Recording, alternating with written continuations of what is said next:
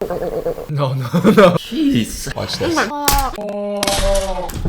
my god! Hi everyone, welcome back to my channel. My name is Stephanie and today we are back with another Dun Dun Mukbang! Woo! So today we are back and we've got a lot of delicious food. We've got, I think, 5 different types of empanadas. We've got 2 ham and cheese, we've got 1 beef, we've got 1 spinach, and we've got cheese and onion. We also have this ginormous Argentinian fried chicken, but it's supposed to be a little bit spicy with a freaking kick with cheese melted all over it. And then back here we've got 4 bread bowls filled with cheese. So we're off to like a really healthy start today. So let's get started. Let's get into it.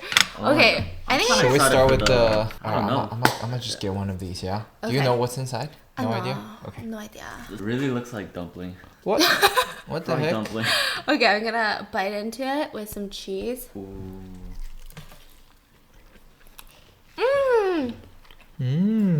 What the heck? What you got?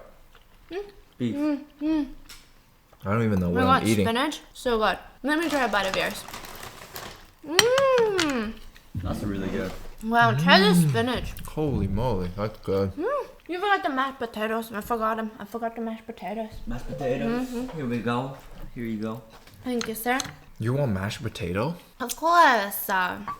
What's a fried chicken without a mashed potato? Answer me that. You don't have answers for that? Wow. Okay, I put the mashed potato in my bowl. You want some mashed potato? No thanks. Okay, give me a plate. I'll put some mashed potato. It's like a gravy-less potato. But so good. What the heck? This is something. Wow, this is something. Do you mind using your very sharp, very large knife? Oh, you got the small one today. Never mind. What do you mean? This is not to scale.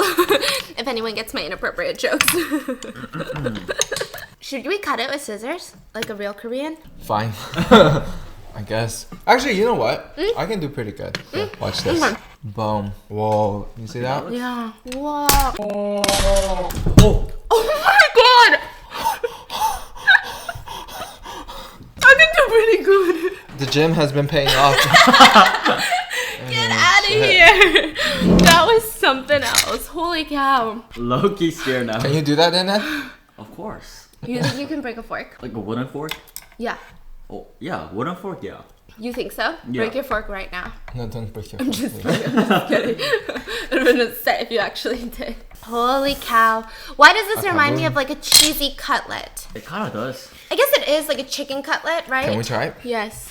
That's Wait, the edge seems... I'm sorry, I kind of want to go Oh, for like a cheesy. juicy one. Wow. This one looks so juicy. I'm gonna dip it in even more cheese. Dang. Ooh. Some tomato paste in there, no? Wow. It tastes like a chicken parmesan, right? Yeah. That's good. Are you sure you don't need mashed potatoes? It tastes so much better with the mashed potatoes. No, I'm okay, thank you. Oh, okay. So, I'm gonna take another bite and then I'm gonna talk about something super classy. I know, shocking, but it's time. Wow. This is something else. It's so good. You like it? It's actually been a while since we ate Panera. The bread bowls. What do you get from Panera? Asian sesame salad with a mac and cheese on the side with chips. Jeez Louise. Full-size chicken avocado sandwich, flatbread, and a Coke. That's my meal. Yeah.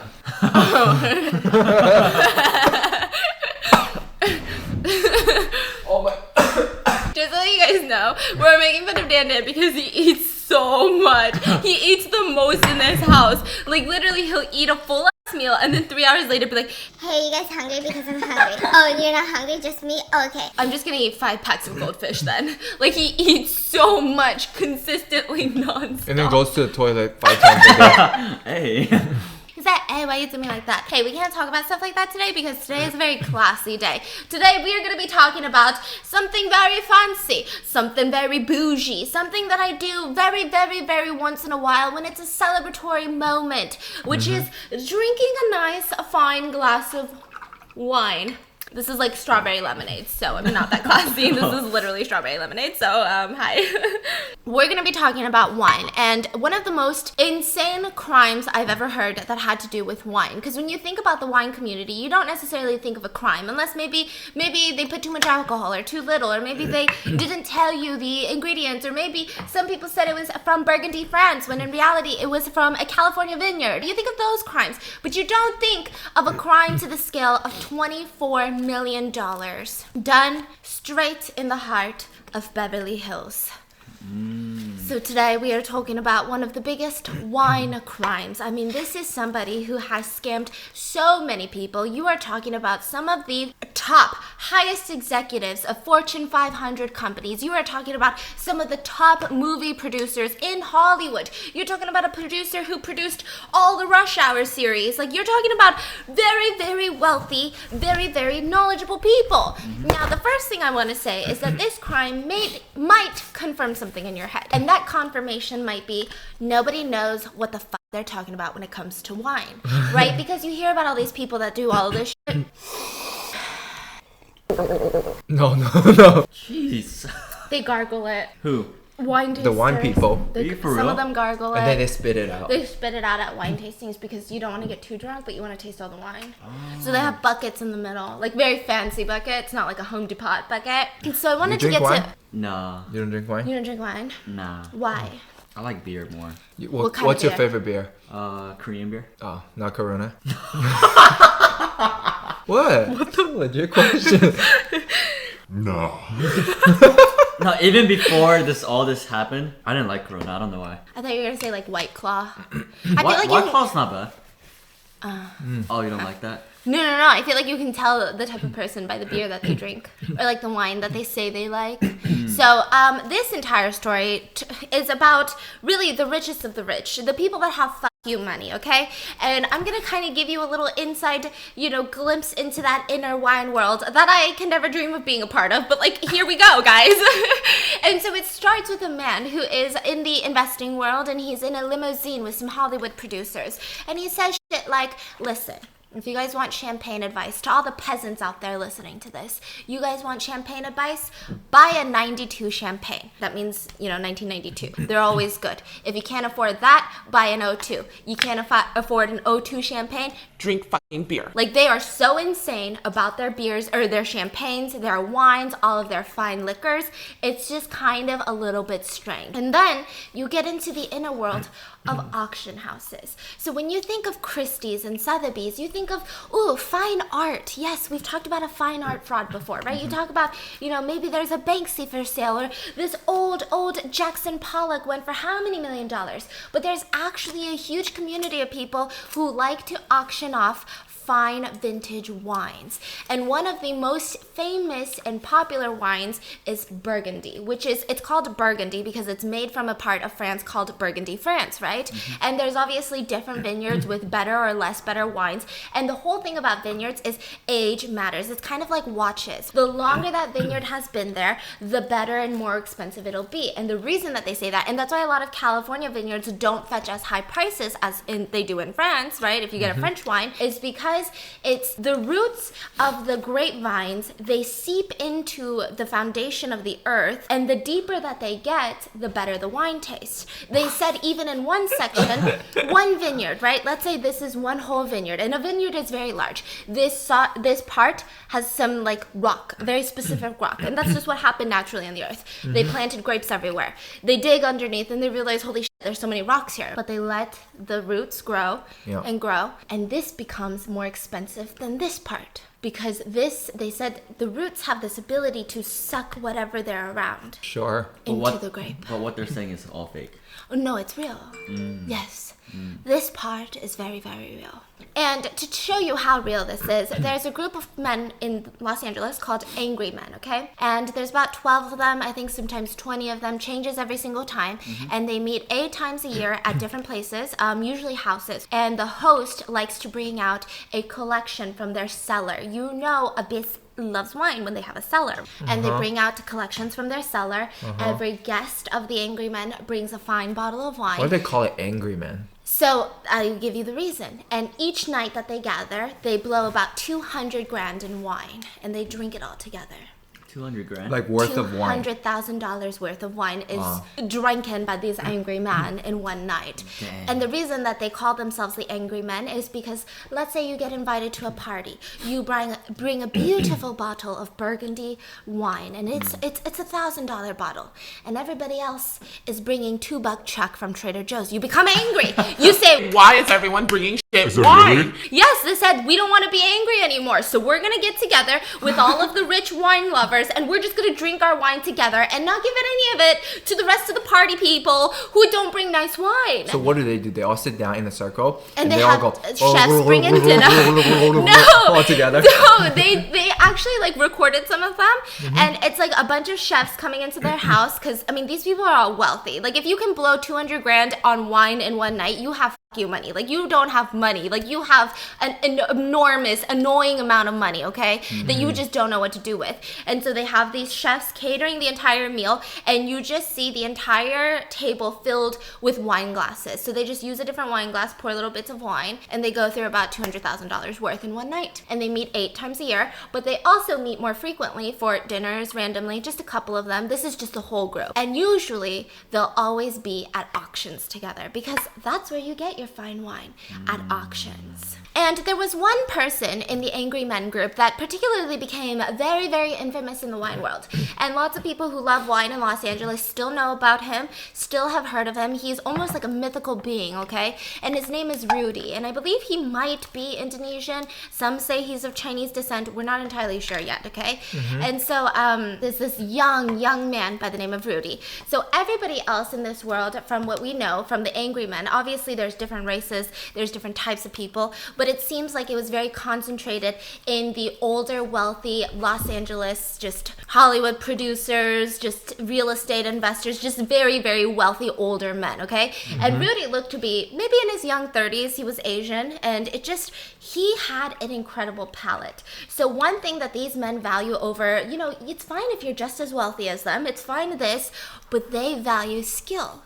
And Rudy had this insane ability where they would pour him a little bit of wine and he could name the year, the vineyard, and everything about the wine. Seriously? And that's how you become a sommelier, which you have to be like accredited for. And the way that they do it is it's not just about like tasting the wine and saying, I see notes of clementine. Like, you know how you see people like that? Yeah. It's not like that. So what they say is it's almost like having a Rolodex of wines in your head. And every time you take a wine sip, you have to try to guess which one it is. Yeah. And so once you're able to do that, that's when you are a wine lover. So you actually can taste the difference. And some people can taste the difference between a 1952 and a 1969 vintage Burgundy wine Yeah. from the same vineyard. Okay. Which is that not crazy? It's fucking crazy. Yeah. How does he do that? I don't know. He probably has like, what's that syndrome? It's like he can memorize everything once you look at one. But not just memorize, he can taste it though. Because everything tastes the same to me. Me too. Oh, photographic. But like, what about the taste? I can't even taste between like Coke and Pepsi, so What? yeah. Can you? Yeah. What the heck? I doubt it. Interesting. A lot of bit different. What the heck? Can you taste the difference between Coke, Diet Coke, Coke Zero? No. Oh my god. Oh my god. I don't drink soda, so. And so the reason that they do all of the things that look super obnoxious to non-wine drinkers is they swirl the wine in their glass. I always thought that was because you wanted to like air it out or something, but apparently when you're like a professional wine drinker, you air it out in like a decanter or something, and then you pour it into the glass. The reason they do that is because one indicator of knowing the brand of the wine and what vineyard it comes from and the year is watching what they call the legs.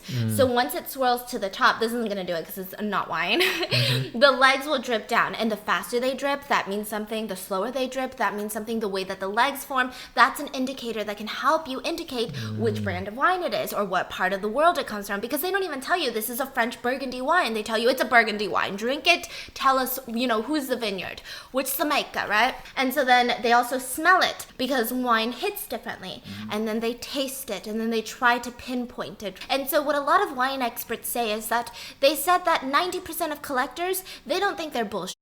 Most of them do have a very, very sensitive palate to wine. and they can immediately sense not just if something is a nice wine or a bad wine, but the years of wine. And this vineyard of wine, it's because every single one, especially vintage wines, have a very intense flavor. They said one of them is almost like you can describe it and you can tell what it is by it's almost as thick and intense as a BLT with an egg on top. Like that's how BLT? you know. Yeah. I've had one of those before. I like BLT. What's BLT? Bacon, lettuce, tomato sandwich. Yes, sir. I like BLT. Right? And so Rudy was one of those people who just immediately knew how to indicate which wine came from where, what vineyard, everything like that. And not only that, but he was incredibly fun to be around. So the angry men loved him, especially when it comes to like these wealthy people. Not all of them are just incredibly generous, but Rudy was. He was very, very generous. And so all of these men were like, listen, Rudy, you're in your young 30s. How can you afford to buy $1 million worth of wine at auctions every single month? $1 million worth of wine at every single auction and every single month. Like, it doesn't make sense. How do you have $1 million budget on wine every month? Like, we're very wealthy, but we're not that wealthy. And so, you know, a lot of people, when they were interviewed about Rudy, they said, yeah, so his family, his brother, actually owns the distribution rights for Heineken in all of China. So the family's loaded, right? They really are loaded, yeah. So the family is incredibly loaded. And so he was just kind of like that playboy dude that lived in Los Angeles. He owned an $8 million mansion in Bel Air. He had antique arts. He collected cars. I believe he had a Bugatti at one point. Wow. He had very, very nice cars. And he was just living life with these angry men. And they were just going all through Los Angeles, just drinking the best of the best wines. To give you an idea of how much wines can be, on average, a really good wine that's sought after, a vintage wine, is about $20,000 a bottle. What? One bottle. Damn, that's crazy. Yeah. Is it worth it? I don't know. Yeah, there are lots of billionaires who have millions of dollars worth of wine in their wine cellar. Millions. And then freaking flood hits. Or An tornado. earthquake, everything falls down and crashes. Yeah, it's kind of insane how much money can be spent on wine. And so the wine market kept revolutionizing, and it kept getting better and better and better. And this was prior to 2008 when everybody was making money, especially these dudes. They were making hella money, and they were going to auctions, and they were buying more and more wine. And it got to the point where the price of the wine really did not correlate with what was in the bottle. It just was a bunch of dudes that were pissing on each other saying, I got more money than you, so I'm gonna overpay for this bottle of wine just so I can show you that I'm gonna drink this wine And sleep with your wife. You know what I mean? Like, it was very, like, intense like that. Is what they were saying. Wow, I'd be, like, a really rough dude. Well, I'm glad I wasn't born like that, but, like, hi. You know what I mean? And so they were just very, very competitive in the wine auctions. And then came Acker.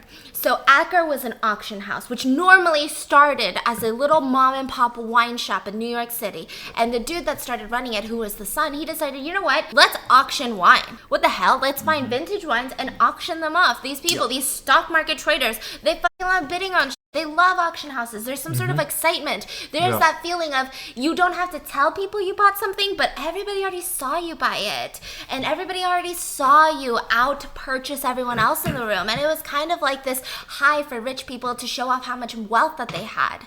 Incredible amounts of wealth. And that's the thing about auctions.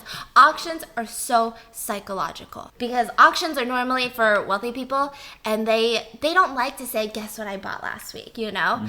But they love to let you know that they bought it. So what's the best way to do it? Auction. Yeah. Some crazy stuff. Yeah. And the excitement of like going once, going twice, you know? And so he started an auction house for wines. And he started blowing up the market. Who started blowing up? Acker. His name's John Acker, yeah. And he was the go-to auction house. It wasn't Christie's anymore. It wasn't Sotheby's anymore. The reason that they loved him so much was he made a party out of it. You had to pay to get in, and they served amazing wine, and it was just fun. It was like this giant party, and then he'd go up onto the podium while everybody was freaking wasted, and they would just say, I'm rich, I'll take it! And people freaking loved it. No, it's just a lot. But like they play with like your emotions and shit. Like, I wouldn't want to be a rich person at an auction because the way that they... And the thing is, a lot of times, like, you're in front of all these people. It's kind of crazy. It's like pride thing. Like yeah, ego. Yeah, a lot of psychological stuff. Yeah. I also the thing is, like, it has to do with, like, you could buy a car and, like, drive it every single day. But, like, wine is, like, I will pee it out probably, in an hour because I have a small bowel. But for me, like, it's like, you know, wine, you drink it, it's gone, right? Yeah. I don't like cars either because the value goes down. But, like, for example, you can buy other stuff like watches. Yeah. At least it keeps the value, it goes up. Well, certain ones, yeah. But wine, what do? You look at it, and then you drink it, and it's gone. Yep. And I didn't know this, but super wealthy people, if they have big enough land, they keep all their bottles, right? But if you don't have enough land or you don't see that to be sustainable, every wine collector keeps every single label. So they soak off the labels and they keep it. They soak off the labels? Off the wine bottle. So labels are very important. So they keep the labels, and with every label is a story of how they purchased it, when they drank it. You're talking about after they drink it, they keep the label? the label of the wine bottle. So like, Are those worth any money? no, but it's just for okay. them to like be like, I've drank in a 1969 something. It's in my stomach. Do Yeah. people I pissed really it out. care what you drink? I mean, some people do, I guess, right? And so Acker runs to Rudy, right? He runs across Rudy at one of the auctions. And Rudy was one of those people that was very avidly there all the time, betting on, you know, the highest pieces of wine, the best pieces of wine that he could find. And Acker befriends Rudy for work purposes. And then he realizes, holy shit, this Rudy kid is a freaking loaded heir to a Heineken fucking dynasty in motherfucking China. And then also, mind you, like, it's like back in the day, especially like before 2008, Chinese money was very mysterious to lots of Americans, and probably still is, right? And so everyone was just like, dude, I don't know what he does in China, but he just has like so much money, I don't comprehend it. Nobody could comprehend it. Prior to 2008 happening, John Acker ended up selling so much wine. He was the biggest wine auction house. He sold $100 million worth of wine in 1 year, and I believe wine auction houses typically take around a 20% cut. Damn. Which is freaking nuts. And $35 million of that was from Rudy's cellar. He had that much sitting in his wine collection. $35 million worth of wine. He bought $1 million worth every single month. And so the ones that he didn't want, he gave it up to John, and John would auction it off, and it was just this whole thing, right? Until one day, someone by the name of Bill Koch got involved. And if you don't know Bill Koch, sounds familiar. It's because his brothers run Koch Industries. And Koch Industries is one of the wealthiest companies in the world. They own, you know, I believe household brands like Dixie, you know, the cups. They own Brawny. They own a lot of things. They own Georgia Pacific, like the paper towels that you see in the bathroom, right? And his brothers are worth like $50 billion each. Bill Koch himself is worth around $5 billion, and he's not part of Koch Industries, but their father created Koch Industries. And I think he spent about $500,000 to $1 million on a couple bottles of wine. And those wines were Thomas Jefferson wines. And each bottle went for $100,000. And he was interviewed, and they asked, why would you buy a $100,000 bottle of wine? And he says, here's the thing about wine. It's a piece of history. What else can you consume and put into your body? I mean, he already has art. That's a piece of history? Yeah, it's like the history is alive inside of the bottle, and you get to consume it. What a story. And what it a marketing. becomes alive in you. I know. Sold. Yeah, and his house, you're probably thinking, well, if you want history, buy some, you know, art. That seems more appropriate. His heart is filled with antiquities. He's got art. He's got lots of historical things that are very, very high dollar price, right? He's a billionaire. And so he decided, you know what? I want wine that Thomas Jefferson owned. It wasn't fancy wine. It wasn't wine that deserved that price tag, but it was in Thomas Jefferson's house. He owned it, never drank it. So he paid about $100,000 per bottle, and he also purchased some more. I want to say maybe like $1 million to $2 million from Acker Auction House of wine that year. And his cellar, it's crazy because he has to like enter in all these codes to even get into his wine cellar, and his wine cellar is bigger than the size of our house. I'm pretty sure, yeah. Yeah, If he spent millions on just the bottle of wines, I'm pretty sure that cellar is better than our home. Yeah. For sure. For sure, Yeah. Like, we're nothing compared to those But just like bottles. the size, you know what I mean? The size, the sheer size of how much, you know, square footage for wine there is. I would choose that wine cellar over Dan for sure. Stephanie for sure too. So then Bill Bill Koch, sitting in his multi-million-dollar mansion, being the billionaire that he is, he went through a thought process, which we only hope to all dream of having this thought process of, wow, out of my 43,000 bottles of wine in my wine cellar, I wonder how many of them are fake, because I just read this article about fake wines circulating the auction houses. That sounds insane. I could never pay for a fake bottle of wine. I mean, look at Christie's. They all have people that make sure that nothing is fake. They have, Sotheby's. They make sure that wine isn't fake. They have authenticators. How could I, a billionaire, get duped? And so he said, you know what? I'm calling my PI that's on speed dial. He calls Brad Goldstein, who is his private investigator, who has connections to the CIA. Just a billionaire lifestyle. He's like, I think I got scammed in wine. Let me just... Hello, CIA? So he hires Brad. And Brad starts to look into it. He hires authenticators of their own, and they go through the entire wine cellar. So they start with the first section. And they realize, oh, we definitely found some fake wine bottles. And it all came down to research. So lots of the times wine bottles will have Elmer's glue on it, okay? Because, before now, like maybe right after Elmer's glue was formed, they would use that to like glue labels on and stuff like that. Elmer's glue wasn't made until the 70s, but this bottle that was supposed to be in the 50s had this Elmer's glue on it, which you could trace by sending the glue to a lab. And they did all of that, and they realized everything about this looks so real, but it's fake. And so then Bill Koch, being the billionaire Bill that he is, he sat there and said, I need to know how deep this problem is in my wine cellar. And so he had Brad and all of the authenticators go one by one in every single bottle of his 43,000 bottles, paying them overtime to figure out how many bottles were counterfeit. And it turns out about $4 million worth of his cellar was fake wine that he had purchased. My God. And so Bill Koch, being the billionaire that he is, he said, well, I want to know where the hell I bought this wine. And so then Brad Goldstein, the PI, and a bunch of other people went through all of his transactional history, went through all of that, and found that a lot of the bottles were purchased from Acker Auction House. And Bill Koch never really went to an auction because auction houses are more for millionaires. Billionaires usually have representatives there. So you'll never see Bill Gates at an auction house, but you'll probably see someone who works for Bill Gates bidding on something for Bill Gates, but he's not there. Dan will be there. Yeah, he's like, and then the girl's like, and then he's like, call me. 5 million. Okay. And so he was sending people to Acker Auction House, and they had bought all of this wine, and Acker at the time was known for selling really good wine, really good vintage wines that people couldn't get a hold of that were authenticated. And so they started investigating. So they started investigating Acker Merrill Auction House, right? And they can't really find anything bad about them. Acker, John Acker, the son of the wine shop in New York, is probably one of the oldest wine shops in America. It seems like the whole family has typically a good reputation. Nobody had any relation with counterfeit wine or anything like that. And so they start thinking, okay, well, auction houses, it's just a middleman. Someone is selling this wine to the auction house, and they want to investigate that further.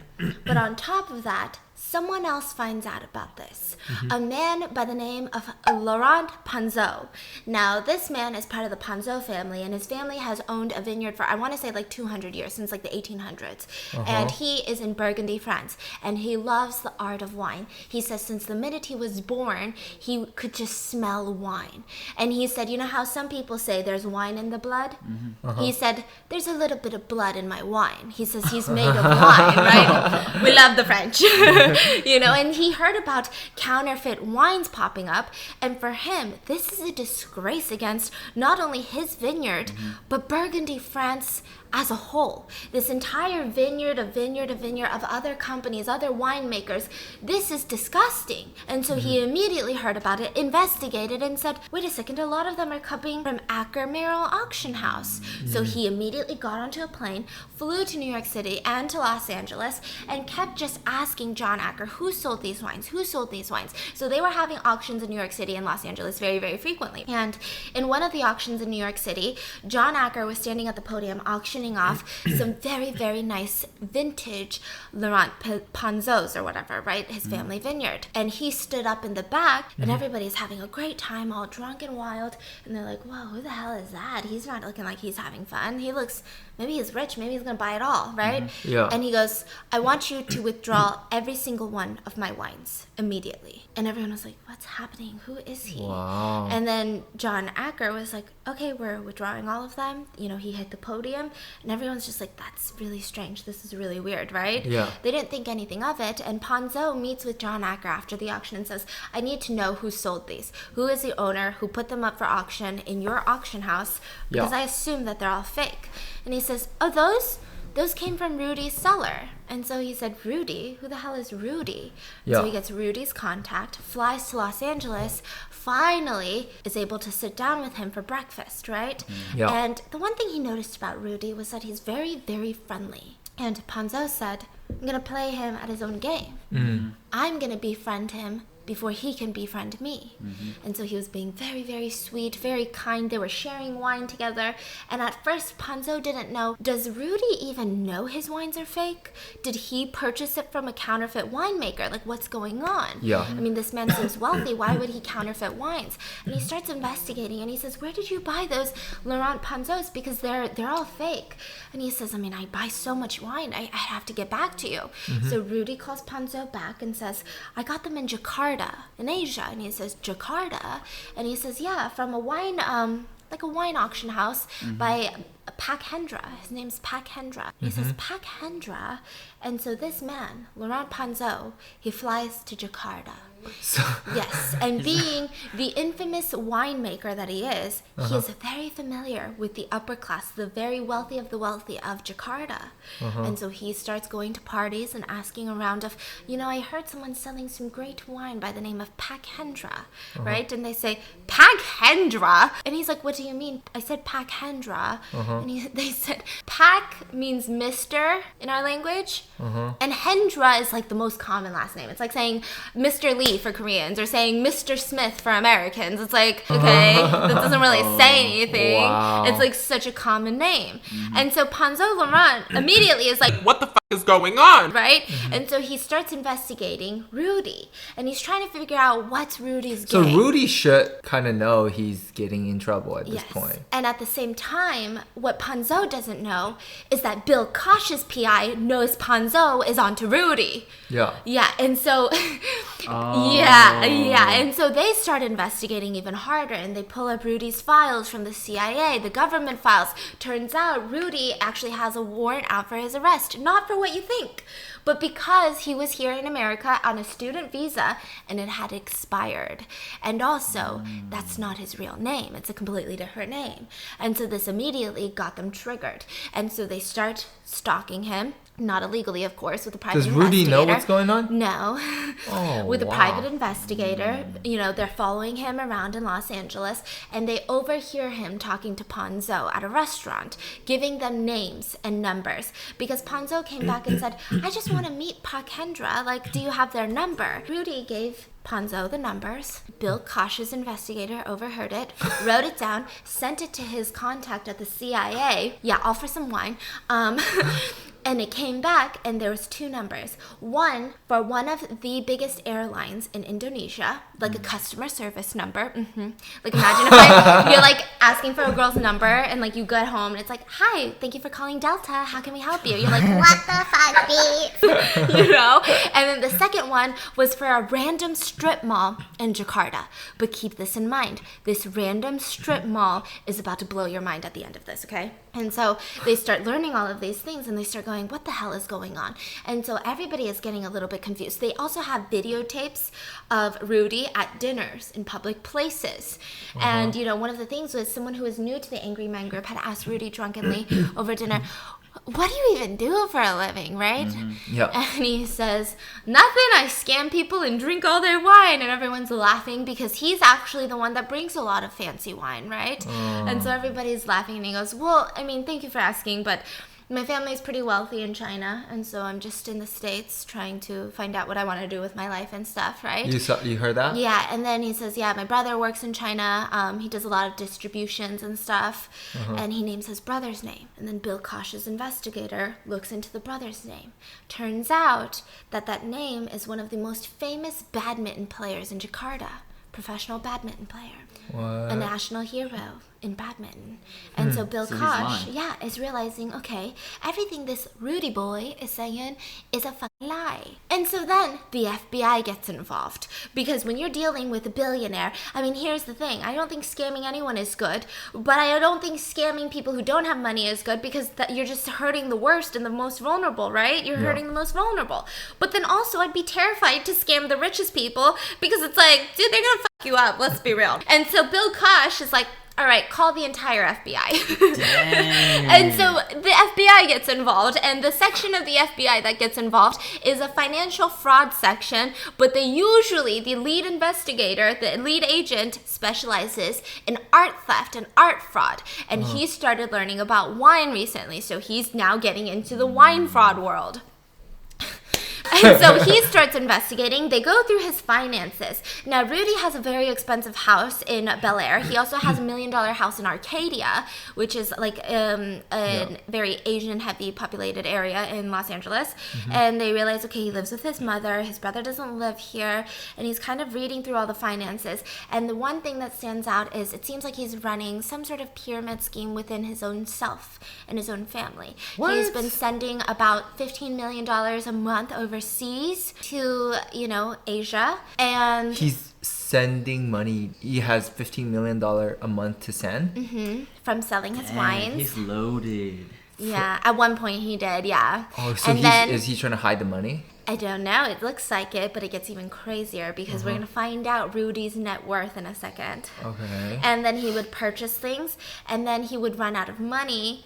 And I think he was just trying to steal as much money as possible because auction houses, usually they give you an advance, which means if they take your stuff, they'll give you money up front without it being sold yet because they think that has that value, right? And so at one point, he was on a credit line for Acker auction house for around $10 million, but his balance was still staying at zero. And so the FBI was confused because they're saying, listen, everyone we talked to about Rudy that has talked to him, has had dinner with him, says that he's this heir with a trust fund baby from China. But there's no indication that he is. There's no trust fund money coming in. There's no large stash of cash anywhere in his bank. Probably not in his house. It just doesn't make sense, right? And so finally they keep looking and looking, and the investigation lasted many, many years, from about 2009 to 2012. And so then in 2012, I don't know why, but Christie's auction house decided to auction off some of Rudy's wine that nobody wanted to purchase because everyone knew from about 2009 that Rudy was being investigated by the FBI. So he knew too. Yeah, but he didn't think anything too much of it, and even all of his angry men friends who were interviewed by the FBI, apparently they have a knowledge of how to be interviewed by the FBI. They said it's not that serious. They were just asking some questions, but it doesn't seem real, It seems like just very little stuff. And so in 2012, Christie's sold a bottle. Now, people started writing on forums, and these people were people that had already been scammed by Rudy's fake wines. They hired their own authenticators, found out that it was a fake. Acker auction house wouldn't refund it or do anything, so they were writing on these wine forums, and they said, listen, there's a bottle up for sale, it's fake, I saw it on the catalog, it's fake. And so this blows up, and at the same time the FBI decides to investigate even harder this time. So they get search warrants for both of his homes in Los Angeles, and when they get to the house in Arcadia, they are shook. There's a fake lab? The FBI agent said, if I could think of a top 10 list of evidence that I want to find when I walk into a house, I would say I found all of that, but also 10 times more than that. He said he walked in, the first thing he saw was bottles of wine in the sink, soaking off the labels. There was a recorker and a corkscrew right next to it. And then there's empty bottles of wine all on the counters with chalk written on them. And it says, mix this and this and this. So he was mixing a bunch of cheap California wines into making it somewhat replicate the taste, because he does have a talent for taste. Oh, he does. That's the question I had. replicate the taste of these amazing wines. Wow. Right? And then he would relabel it. He would buy fake labels, fake wax, fake everything. And they said it was crazy because the entire house, because wine has to be chilled, like really nice wines. Yeah. It's like books, like antique books. They need to be kept in like certain temperatures, right? To not ruin them. The entire house was set at 60 degrees Fahrenheit. And in the rooms that people slept, there was heaters. Wow. And the entire thing was just boxes and boxes of wine bottles, wine labels, wine waxes, corks, everything. Holy cow. And so they obviously arrest Rudy. Was it just him? Yeah, and it seems like his brother wasn't in town, but there's no way he could have done it on their own. So the FBI starts investigating, and the way that he was doing it, it took him about 1 hour to make one replicated wine. That's it? But at one point, he sold a 15,000 bottle lot to Acker auction house. And so the FBI don't believe that he could have done this on his own. Yeah, But they no also way. don't have proof of anyone else being involved. And they also don't have the jurisdiction because a lot of these people are Asian citizens from different countries of Asia.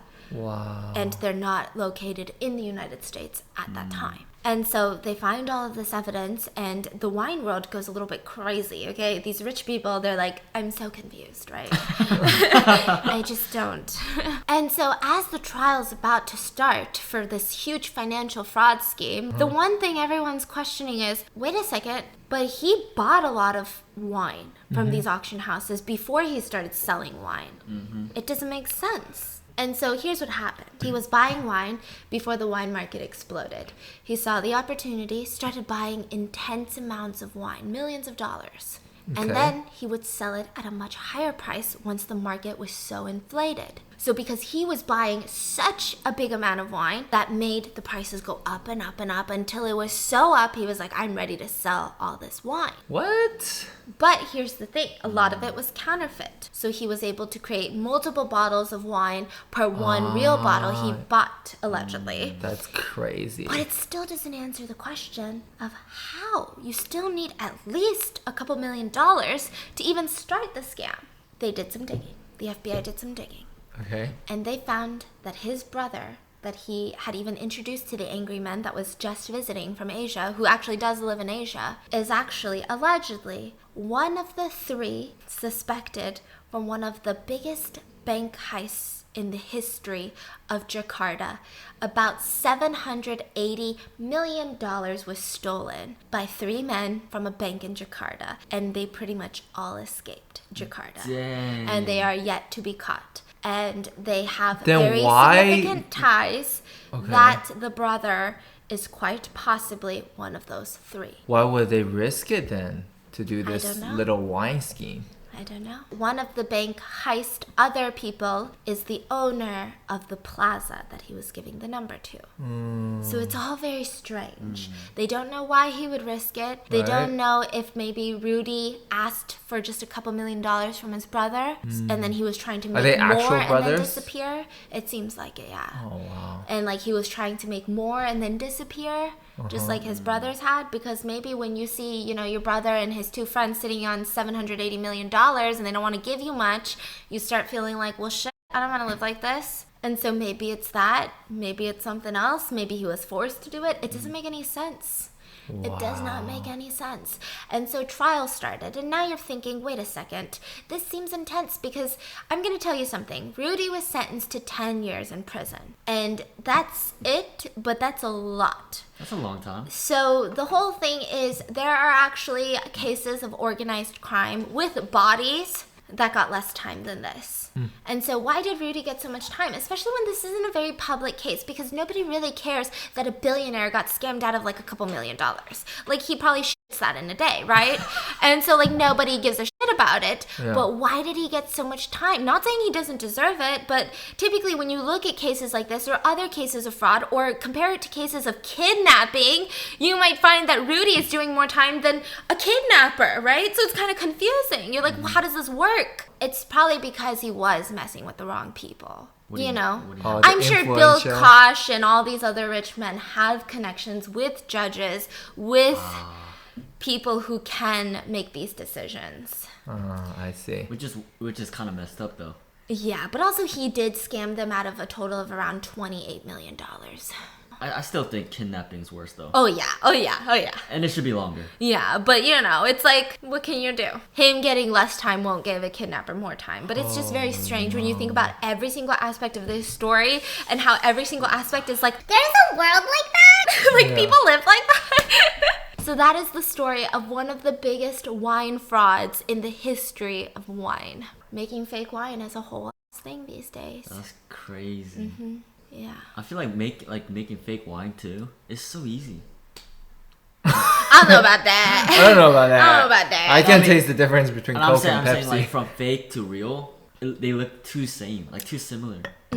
No? So they said it's about the bottle. That's the hardest part. It's not about the taste, right? The taste matters when you're dealing with wine collectors who But the have look, other appearance, bottles. right? But the appearance is hard because you have to get the same ingredients that they had in 1960, find that, shape it, make everything perfect. And also, they said the biggest indicator is if the label looks like it's 60 years old, everything's together. The cork has to look 60. The bottle has to look 60 years old. Everything has to be consistent. And they said usually with fake wine, the hardest thing is to get consistency on the labels in the bottles. Because it's not just one label. Usually wine bottles have a label. They have a top label. Some of them even have a foil over the corkscrew. The old ones, the vintage ones that people are spending lots of money on, they have a wax seal. Those are incredibly difficult to replicate because these authenticators, they won't just say this wax seal looks real and old. They'll actually put it under testing to see what chemicals are in the wax, and if that chemical wasn't used for wax at the time that this wine claims to be from, it's fake. And he figured out how to do All all of of that. that. What a genius. And he has a crazy palate. too. Yeah. And these are wine collectors who probably have 2 or 3 bottles of that exact wine already in their cellar. Wow. Which is the crazy Crazy. thing. What a genius though. Yeah, kind of smart. Smart but bad. Yeah, he really should use his taste buds. Like, maybe he can be a mukbanger once he gets out. I don't know. A food critic. You're like a food critic. Yeah. Did you know if cilantro tastes like soap to you, they'll actually pay you to do studies on you? Cilantro tastes like If soap. cilantro tastes like soap to you, you have a very small percentage of the population has a very heightened sense of taste. And those people, usually, cilantro tastes like soap to them. And so So a they lot hate of food cilantro. companies will pay them to do taste studies because they have a heightened taste. Dang. Does it taste like soap to you? someone- He said it does now. Does now. So let me know in the comments, what are your thoughts on this? Or are you like, I don't care because, I mean, these are billionaires who got scammed. And I hope you guys enjoyed, and I'll see you guys tomorrow. Bye!